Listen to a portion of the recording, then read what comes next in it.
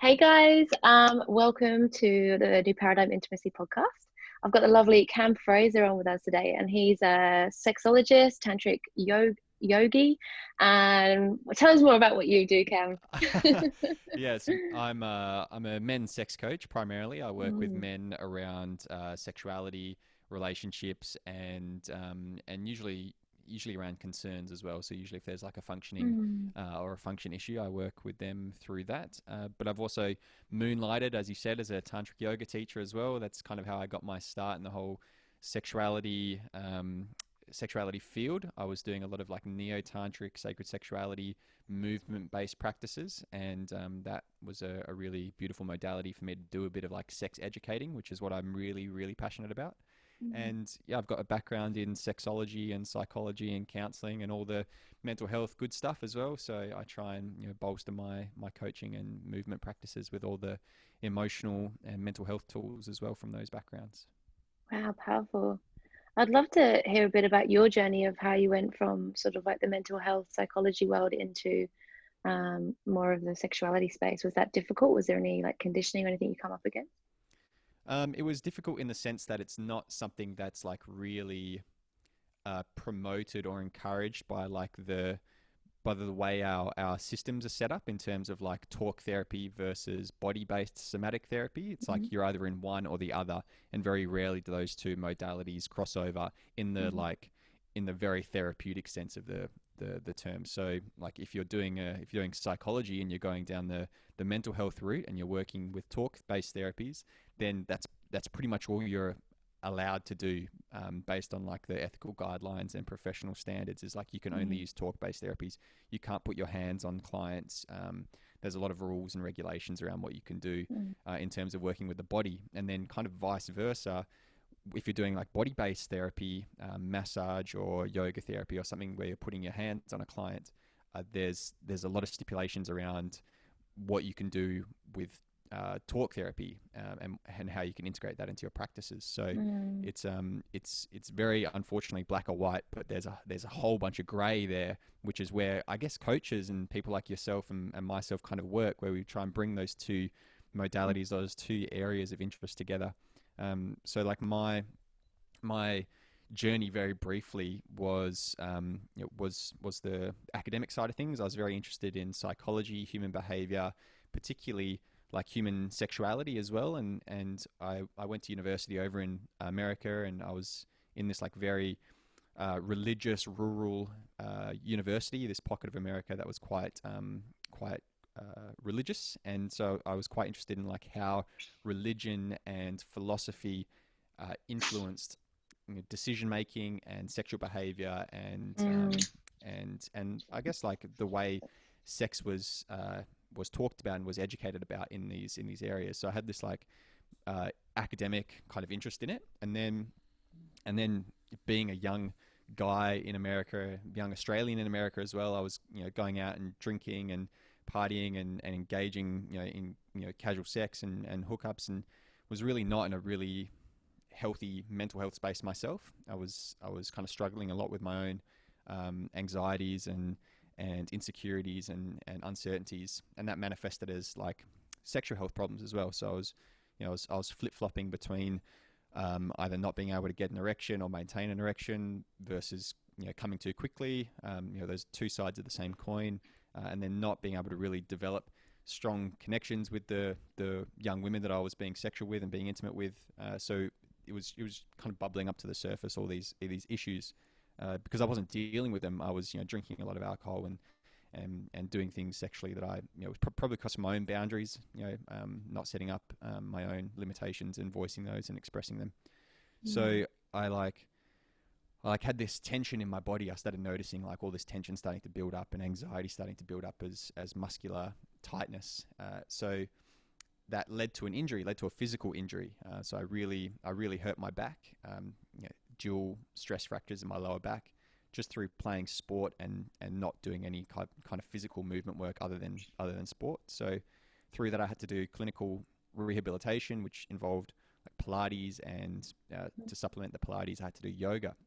And so I was introduced to this idea of like slowing down and connecting to your breath, and and being mindful and noticing how your body feels. And for like the first time in my life, I was like, holy shit, I've actually got all this tension in my body. I've actually got all this like non-awareness of what's actually happening internally for me, and I wasn't expressing all this sort of stuff. So like I remember in many yoga classes, tears kind of welling up, and starting to release these emotions that I'd stored somatically in my body as tension, when I started releasing my hips and my pelvic floor and all this sort of stuff. So by doing that work, I then noticed that I was able to like manage and handle my emotions and my mental health a little bit better, but then also that my sexuality and sexual functioning started to improve as well.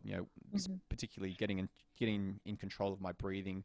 I was able to like take control of my nervous system, parasympathetic, sympathetic nervous system, and was able to like slow myself down, was able to like last longer, then was able to relax and maintain an erection, and then was able to just kind of enjoy myself a bit more. So I saw this like, whoa, there's like this whole world of like physical somatic work that can be done to help your sexuality as well, not only the talk therapy academic side of stuff. So I was like, well, there's these two worlds here that kind of have the same result, but they really complement one another. The spirituality movement based stuff, as opposed to the or in conjunction with the talk therapy based stuff. So pursued both of those. I went down into the academic road and did postgraduate degrees and in sexology and counseling, and then I also went down the movement-based kind of esoteric road as well, which led me to doing yoga teacher trainings and lots of tantric work, both classical and neo-tantra stuff, and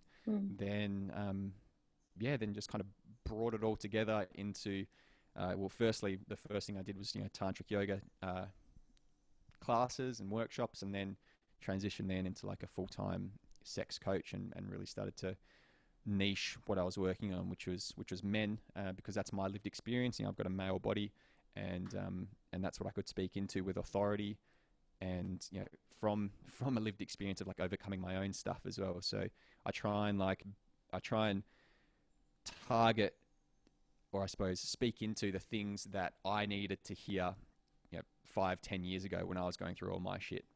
And so I just kind of try and be the guy that I needed to have in my life when I was a late teen, and that served me quite well, because a lot of men resonate with the kind of experiences that I've had. I feel like it's quite a typical experience to rely on alcohol and to fall into the trap of following that mainstream narrative of masculinity and what it means to be a man in the bedroom. So that's kind of where I am today, is like bringing all that together and working with men and overcoming a lot of that stuff that I feel is pretty common.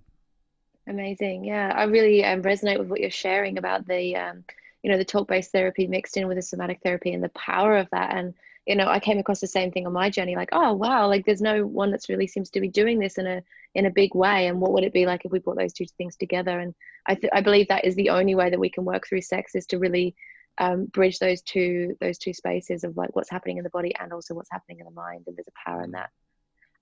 When you were sharing about like your journey, I had this thought come up of, did you face any backlash or when you started talking about sexuality? I've been on your Instagram page, I've noticed you post pictures of penises and things like that, and I wondered if you'd had any backlash from, I don't know, people on Instagram or for family members, those kind of things of stepping into this world. Yeah, I don't know if I've had any backlash from. I still don't think my parents know what it is that I do. They're like, "How do you even make a living? Like, what do you even do?" So I think they're supportive and they're proud, but they're just like, "I don't know how you survive." So it's been more from like, it's been quite interesting actually. Like I when I went on this journey, I guess you could call it like a spiritual journey. Started working on myself, doing some personal development stuff, and then tapping into sexuality and exploring that and being more vocal about it.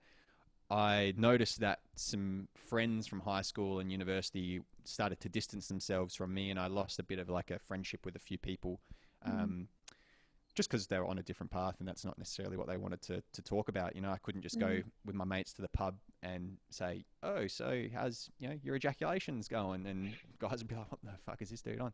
So I did see a bit of distancing happening, and not so much of a backlash. Every now and again, I get like a hater, if you want to call them that, on social media, and they'll say some bullshit, and I'll just be like, yep, cool, sweet as. But I've noticed now, and funny that you asked me this, is because I just had a message from a friend in high school, who I haven't spoken to. I graduated high school 10 years ago. I haven't spoken to him for 10 years, and he sent me a message just out of the blue on Facebook saying, hey, just watched or just listened to a recent podcast that you were on, and just wanted to say I've been following you, and really, like, and I'm interested in the stuff that you're posting. Just keep it up, like, and this guy hasn't commented or liked or engaged with any of the content I've put up for the last 10 years.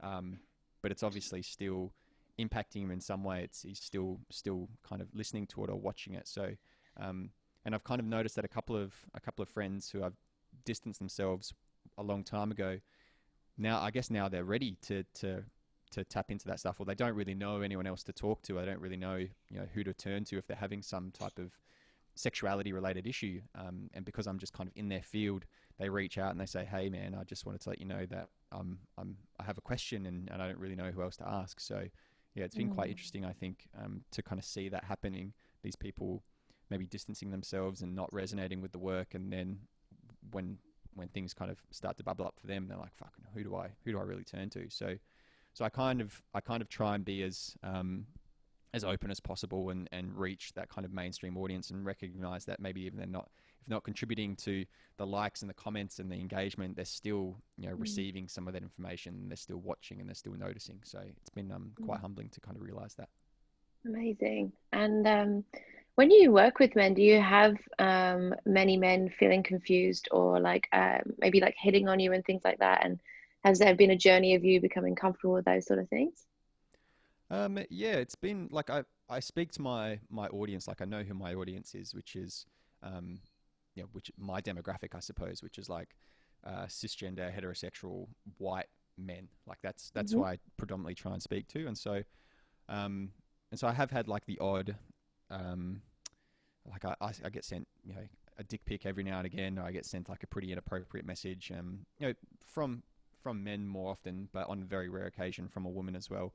And so it's been interesting to kind of like traverse that. I don't think I get it as much as some other people in this kind of area of sexuality, and I think maybe it's because I tend to be quite educational in the content that I put up, not necessarily very provocative or like I don't put myself out there in a very sensual sexual way. I kind of just put myself out there in a very factual, this is kind of like how it is, data driven type of way. So so I think because of that image that I've kind of cultivated for myself, I don't get as much as I know who I've spoken to other people in the industry who do receive those kind of inappropriate messages. Yeah, Nice. Yeah, because I just have this experience of when people start talking about sexuality, a lot of times that men that I've spoke to that want to step into this world have a fear of like the male sexuality and that kind of predatorial energy, I guess. And I think that goes across the board for men and for women to come into contact with that energy. And so I was curious if you've had any experiences helping men maybe with that predatorial energy inside of themselves, or whether men coming into contact with that energy. Yeah, without fail, every time I do a men's workshop and I talk to men about fears around sexuality and anxieties and concerns around sexuality, one of the things that pops up is the fear of being the predator, or the fear of being the violator, or the fear of crossing a boundary and hurting someone. Whether they have done that in their life or not, it's just a very general, communal fear for a lot of men. And to answer your question, yes and no. I suppose like I work with guys around sexuality and feeling comfortable tapping into their sexual self and feeling comfortable expressing their sexuality. So in a sense, like giving them a framework for engaging with their sexual energy, and then I guess like portraying that out into the world. So giving them an alternative way of showing up sexually with their partner, or at the bar, or just in their life in general. Because I resonate with this, and I've spoken to a lot of men that kind of feel the same way. Is like the mainstream way for men to show up sexually in the world is is that creepy guy who's interested in sex and maybe is, you know, overtly sexual, and that's kind of the only framework that a lot of men have for showing up sexually is to be that kind of overtly creepy, predatory guy. And they're not really, you know, they know that that's wrong, and they know that they don't want to do that, but then they're not given an alternative way, or no one's really showing them how to show up sexually. So that's kind of where I see a bit of my work is giving guys like an alternative way to feel comfortable with their sexuality, but then also to convey that and express that in a healthy way without feeling shameful about it, but without being, you know, without being shamed that they're a sexual man. Like, we're all sexual beings, and you know, I've noticed there's a lot of work around and a lot of work available for women to feel comfortable tapping into their sexuality. But in terms of guys tapping into their sexuality, there's still a lot of work to be done there. So yeah, there is a bit of confusion with guys wanting to know like how they should show up in the bedroom, and or even outside of the bedroom, just in terms of like being a sexual man, how that looks like, and where they can go with it. Amazing. And so if you were a man that was wanting to step into this work, and obviously you've spent a lot of time in this industry, you've seen a lot of different people and the way they do things, what do you think it takes to be a man? Because I'm just wondering, you know, I can feel there's like a lot of men in the world that do feel a bit tender around their sexuality still, maybe aren't super expressive, or worry about being the predator, or feel like they haven't done enough work. What is your opinion on them stepping into this industry? Like, do you think they need to be super comfortable in their own sexuality before they work in this space, or is it an ever-evolving process? Yeah, I think it's a bit of both, like column A and column B there. It is an ever-going on process. Like, I'm still learning. I'm not super well versed or tapped into like the LGBTQI community. So like that's still a massive learning for me. And the more I engage with that community, the more I learn about my own sexuality, and the more I open up in terms of my sexual expression. And so to like answer that part of the question, yeah, you're always learning, you're always understanding, and you're always developing more awareness around your sexuality. But you also need to start from a place of feeling pretty comfortable in your sexual self. Like, if you're not able to express, if you're not able to like, especially for men, and I don't want to, you know, tread on anyone's toes, but I know some men that are in the industry or are coming into the industry that have maybe you know, and they're coming in as like men sex coaches, or just sex coaches in general, and they haven't done a lot of work, I suppose. Like, they've read a couple of books, and maybe they've, you know, done a little bit of workshop stuff, and but they haven't really done like a full program or course or anything in sex coaching specifically, and how to work with specific ailments or function issues, or you know, trauma, or whatever it might be. And so they're coming in, and they're I don't know, to put it harshly, maybe doing more harm than good for some of their clients. And so I think it's really important to have some training, and to have some experience, and to have, you know, one of the most important things is to have someone who can supervise you. So have someone that, you know, is mentoring you, that you can check in with and debrief with and ask questions about, who's maybe been in the industry for a long period of time. So that's, you know, and I have seen that happen, particularly around men that are stepping into the industry, you know, without a lot of training, then starting to work with women, and, you know, these guys maybe haven't cultivated in themselves like a really safe energy, I'll say, and they haven't, you know, haven't done enough of the work to I suppose disconnect or distance themselves from that like lusting energy, or that lusting kind of feeling towards their female clients. And so we end up, you know, seeing maybe some trauma kind of repeating itself in these sessions and these dynamics. And I've done a podcast with someone who talked all about that. So that's a whole nother conversation to go down. But to answer your question, like, yeah, it's important to do training and important to do work to a certain level, to a certain standard, before you start working with other people around sexuality, because it's a fucking huge can of worms for a lot of people. Like, there's a lot of stuff that can come up, and if you're not able to handle that, not only in yourself, then you don't stand a chance working with it with someone else. 100%. And I, from my experience, like I've been working with, a lot more public figures and leaders and people that are really much in their power now. And even, these people have so much, layers of pieces around sexuality. So it's almost like, you can be expansive with money and family and relationships in lots of ways, but still around sex can be still quite tender. And I think people take that for granted and have expectations and assumptions when they meet somebody that's in their power. So I think that's really important to speak to as well. Also, really liked what you shared about kind of creating that separation between your lust and your sexual energy. And I think that's so powerful in the space of sexuality therapy, coaching, whatever we want to call that. And I mean, I speak a lot about like the transpersonal and the personal and being able to be, the medicine for people by just being in your body and by just breathing. And I wondered if you wanted to share a little bit about, what that journey's been like for you or other men in your space of distancing from the lust in the way that you shared it. Yeah, so we can, like, if we think about it therapeutically or from the talk therapy kind of standpoint, it's transference and counter transference, right? It's this idea of like when you're stepping into that almost like power dynamic therapeutic sharing, and and someone's expressing their sexuality or expressing their eros or expressing their sexual self, they can project that onto you, and vice versa. You can end up, if you're not aware of it, projecting it onto them, and that's a whole conversation in and of itself. But to kind of put it in layman's terms, what I see is in the male, like man woman, male female dynamic, where it's a male practitioner and a female client. I see men, and I also see this in relationships as well.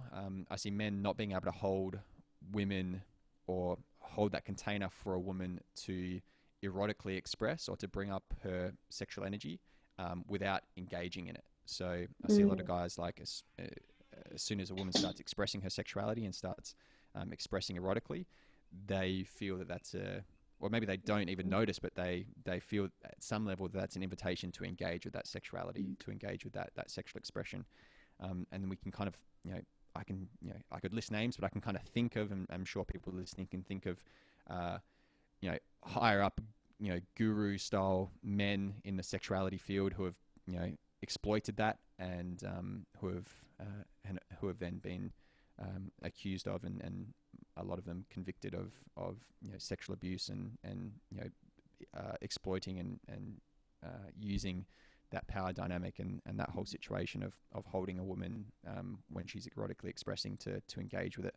So, and I see that happening in relationships as well. And it's a part of it is like, because the narrative around men for sexuality is like, and it's pretty vulgar, but it's like, is every hole is a goal. And this idea that, men are lucky if they have an opportunity to have sex with a woman, and that they should be, and that the more their masculinity is determined by how many women that they sleep with. So there's a lot of conditioning around men to engage with a woman when she's expressing sexually or when she's expressing any sexual interest, because it's conditioned, it's encouraged, it's promoted by our mainstream narrative of masculinity and the way that masculinity intersects with sexuality. So unfortunately, I see some of that playing out, whether it's to that extent or not. I definitely see some of that dynamic or that paradigm playing out with male coaches, particularly with female clients. Yeah, amazing. So it's almost just like the layers of conditioning that we have to let go of to be able to step into a space where, sexual energy can kind of run through the body rather than being pushed outwards, basically. And I speak to this all the time with people, like, people in our society don't feel comfortable to even walk down the street and feel their erotic energy to be like move in their body. We're constantly shutting it down, which then obviously impacts how we show up in our sex life. And I think the impact of that as well is how it actually impacts our our wealth, our abundance, our careers, our home lives, and every aspect of our life. I've seen people have change and transformation by coming into this work. So I would actually love to ask you about like your personal transformation and growth by just learning about sexuality and understanding sexuality. Is there anything big that's changed in your world since you've discovered this? Yeah, totally. And you kind of touched on it as well, which is like containing or circling or holding your own sexual energy in yourself. And so like to like also speak into your previous question and this one now is sublimation. So, you know, if a man is wanting to work in this field, and particularly if he's wanting to work with female clients, if he's heterosexual or whatever, then he needs to learn how to sublimate. And that's you know, that's at least in my eyes and in my opinion, like an initiation into the sexuality work, an initiation into or a rite of passage, I suppose, for men in their sexuality, is like learning how to sublimate and getting a transmission from a teacher about how to sublimate and going through that process. So that's been the game changer for me, is like learning first like what that is, what transmutation and sublimation is, how to work with your sexual energy, you know, not only on a physical level but on an energetic level as well, and you know, kind of referring back to what you were saying, is learning how to contain that within yourself and not let it, like the terminology I often use is like not letting it leak out or not letting it come out and you know, squirt out to the side if you're trying to put this kind of lid on it. So that's kind of the thing that changed the game for me in terms of working with other people, and particularly men, around sexuality, is like teaching them how to contain their energy and teaching them how to, like, you know, feel comfortable and circulate and move sexual energy through their own body without having to externalize it to the people that are around them, and just feeling comfortable kind of being in that space. So that's yeah, I suppose the one major thing, but there's a whole host of other things as well. Amazing. And a little bit about your own personal transformation since working in the realms of sexuality. Yeah, in terms of my own transformations, I suppose like the big things that kind of stand out to me is like feeling comfortable with, like, my body was a big one. So, you know, as for many men that I've worked with, it has been an issue for them around like the size of their cock, the size of their penis, whether they have the ideal like masculine body type, whether they're this big strong dudes, or if they're like maybe they're holding a bit of extra weight or they're a little bit skinny. So it's like getting comfortable being in the skin that they're in, being in the body that they're in. Bit of like body positivity, I suppose, is like really understanding that regardless of what your body looks like or how it functions, it can still experience pleasure. So that's like, you know, the framework for my practice is pleasure positivity. And so it's like, well, you know, regardless of whether you've got an erection or not, you can still experience pleasure. Regardless how big your cock is, you can still experience pleasure. Let's focus on that. Let's focus on this gift of pleasure that you've been given from being in this meat sack that you're kind of floating around in. So so that's been a huge part of my journey, is like overcoming those sort of things. And I was, you know, that comes from a whole history of maybe being teased for my weight or my lack of muscle or whatever it might be. And then the other one was like getting out of this like really linear way of expressing myself sexually as well as a man. I was, you know, always concerned about erection and ejaculation and penetration and you know, and my partner's orgasm, that I was just so like I had blinkers on, and I was like, you know, I've got to, you know, I've got to do like, you know, 5 minutes of foreplay, then I got to go straight for penetration, then I got to thrust and pump like a machine, like a piston for 20 minutes, and then I got to ejaculate to get the money shot. And, you know, I was very much just basing my sexual experience off, you know, mainstream media, not only mainstream porn, but just mainstream Hollywood movies and TV shows. Like, that's how sex is portrayed often. And so doing this work, and I still learn this, as I mentioned, you know, I'm speaking to a lot of people in the queer community, and they're helping me understand there's so much more to sexual experiences. And you know, now that there's, you know, I suppose more awareness around kink and BDSM and you know, shibari and all these other ways of expressing erotically and sexually, like there's such an ocean of things to explore. And that, like, you know, porn sex is like this drop in the ocean of all these things that you can experience pleasure. Like, sometimes it can be great, and if that's what you want to explore, fantastic. But if that's the only thing you're doing sexually, it gets boring pretty quickly, and there's so much more to explore. So that was a huge thing for me. It was like, whoa, I can be sexual and still have sex without an erection, for example, or without ejaculating. You know, that's some light bulb things for a lot of guys that I work with. The first thing I say to them is, you know, when was the last time you had sex or you masturbated and you didn't ejaculate? you know, you chose not to ejaculate. For most of the guys that, you know, I asked that question to, the answer is, what the fuck are you talking about? Like, the reason why I have sex, the reason why I masturbate is to ejaculate. I'm like, yeah, exactly. So how about we take ejaculation off the table? What else is there? You know, what else can you explore? What other pleasure can you notice in your body and your partner's body if you take that goal off the table? So it's like changing that narrative around being goal oriented with sex. You know, the goal was to get an erection, the goal was to penetrate, then the goal was to ejaculate. It's like, well, fuck, take those off the table.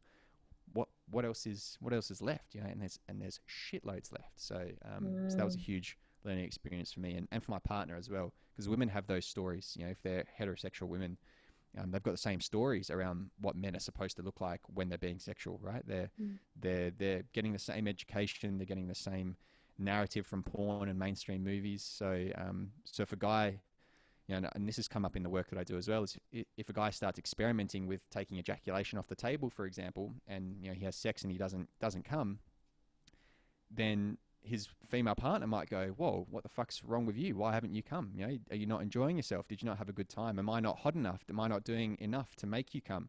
Because there's this significance, an unspoken significance around ejaculation, for example, which is a signifier that, you know, that the guy's had a good time, or that sex is over a lot of the time as well. You know, I'm sure a lot of people can relate to once he's finished and he's ejaculated, the sex is kind of, you know, null and void after that. It doesn't continue. So it's like, you know, there's this whole unlearning for women to do around men's sexuality as well, not only for men. So that's kind of been like some major shifts for me personally as well. And then that's also the things that I see are really big shifts for the guys that I work with. Amazing.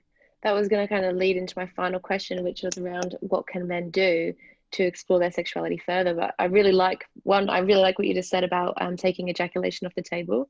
Is there anything else that you want to add to that? Yeah, is to remember that you're not just your cock, you're not just your penis, right? In fact, you can think of it as like you're just one big penis, like your whole body is a penis. And it's like you don't just have sensory receptors and nerve endings in your cock. You've got nerve endings all over your whole body, from the tips of your toes to the crown of your head.